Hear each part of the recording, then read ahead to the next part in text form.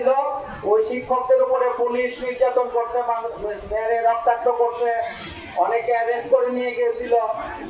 তার জন্য তার প্রতিবাদে সারা দেশব্যাপী গতকাল থেকে তোমার গত পরশুদিন থেকে শুরু হচ্ছে সারা দেশব্যাপী তোমার কর্মবিরতি পালন করতেছি আমরা আশা করছিলাম গতকালকে দুপুরের মধ্যে সরকার হয়তো মেনে নেবে, সেই কারণে আমরা গতকাল দুপুর পর্যন্ত ব্রাহ্মণবাড়িয়া শহরের স্কুলগুলি দেখছি, কিন্তু সরকার এখন পর্যন্ত মেনে নেয় নাই।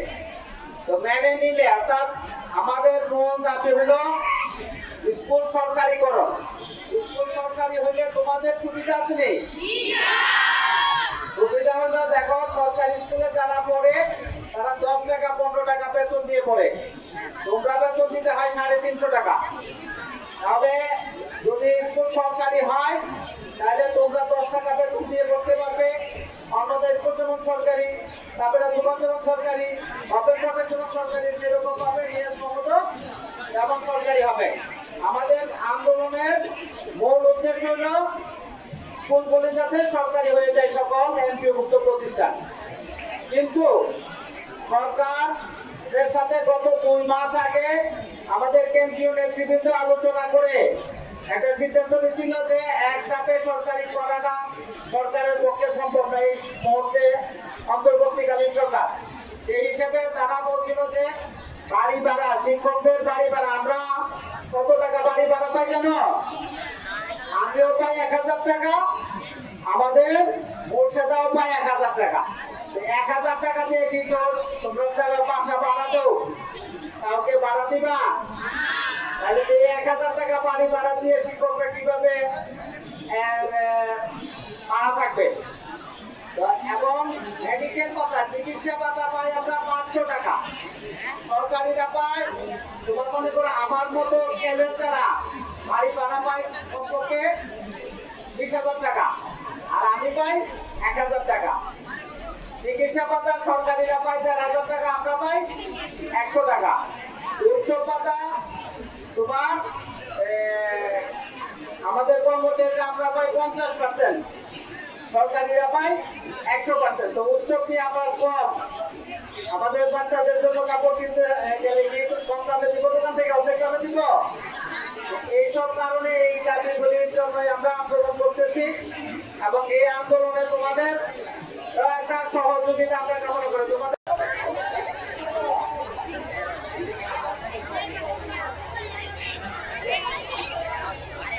আমরা এমপিওভুক্ত শিক্ষা প্রতিষ্ঠানের প্রায় সকল প্রতিষ্ঠান এখন আন্দোলনে আছি। আমাদের যৌক্তিক দাবির পক্ষে আমরা প্রজ্ঞাপন প্রত্যাশা করছি। গত 2 মাস আগে সরকারের সাথে আমাদের বেশ কিছু সংগঠন আলোচনা করে সিদ্ধান্ত হয়েছিল যে 2 মাসের মধ্যে বাড়ি ভাড়া ন্যূনতম 20%, মেডিকেল ভাতা 1500 টাকা এবং কর্মচারীদের উৎসব ভাতা 75% প্রদান করবেন। কিন্তু সরকার টালবাহানা করতেছে, সেই কারণে আবার আমাদের সংগঠনগুলি আন্দোলনে যেতে বাধ্য হয়েছে। এবং আন্দোলনে যাওয়ার পর যেভাবে আপনারা দেখেছেন যেভাবে শিক্ষকদের উপরে নির্যাতন করেছে, পুলিশে নির্যাতন করেছে, অ্যারেস্ট করেছে, এটা একটারজনক ঘটনা। আমাদেরকে বলা হয় মানুষ গণের কারিগর, কিন্তু আমাদের উপরে এই যে পুলিশ বাহিনী যে কাজটা করছে সেটার আমি তীব্র নিন্দা জানাচ্ছি। তারই প্রতিবাদে গত পরশুদিন থেকে সারা দেশব্যাপী সকল এমপিওভুক্ত শিক্ষা প্রতিষ্ঠান এবং সকল সংগঠন একত্রিত হয়ে এখন কর্মবিরতি পালন করছে। আমরা আজকে আমাদের নেতৃবৃন্দ আজ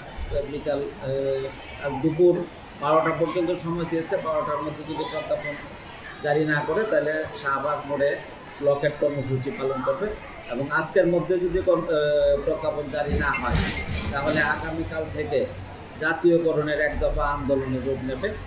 এবং আমরা আশা করতেছি আজকে 12টার মধ্যে প্রজ্ঞাপন দিয়ে সরকার আমাদেরকে ক্লাসরুমে ফিরিয়ে দেবে। ব্রাহ্মণবাড়িয়া থেকে প্রত্যেক প্রতিষ্ঠান থেকে কমপক্ষে 2 জন, কোনো প্রতিষ্ঠান থেকে 5 জন 7 জনও যাচ্ছে প্রতিদিন যাচ্ছে, সারাদিন আন্দোলন করে রাতে ফিরে আসছে, আবার আরেক গ্রুপ যাচ্ছে, আবার ফিরে আসছে, এইরকমভাবে কর্মসূচি চলতেছে। আমরা ধারণা করতেছি এবং আনুমানিক হিসাব যে প্রতিদিন 500-র মতো শিক্ষক ব্রাহ্মণবাড়িয়া জেলা থেকে ঢাকার আন্দোলনে অংশগ্রহণ করতেছে। ব্রাহ্মণবাড়িয়া জেলার শিক্ষক সমিতির সভাপতি, ব্রাহ্মণবাড়িয়া উচ্চ বিদ্যালয়ের প্রধান শিক্ষক মোস্তফা কামাল। আসলে আন্দোলনটা যেই গ্রুপ ডাকছে আমরা মূলত সেই গ্রুপ করি না, কিন্তু যেহেতু শিক্ষকদের উপর, আমার ভাইদের উপরে আক্রমণ হয়েছে এবং আমাদের সকলেরই স্বার্থের দাবি, সেই হিসাবে আমরা সবাই একমত পোষণ করে এই আন্দোলনে অংশগ্রহণ করছি। আমরা আশাবাদী যে আজকের মধ্যেই সরকার আমাদের দাবি দেওয়া মেনে প্রজ্ঞাপন দেবে বলে আমরা আশা করতেছি। আর যদি না দেয় তাহলে আমরা ক্লাসে ফিরব না ততক্ষণ পর্যন্ত না শিক্ষা ব্যবস্থা জাতীয়করণ হয়। আগামীকাল থেকে আমাদের কঠোর কর্মসূচি আসতেছে। নিরপেক্ষ, সত্য প্রকাশে আপোষহীন।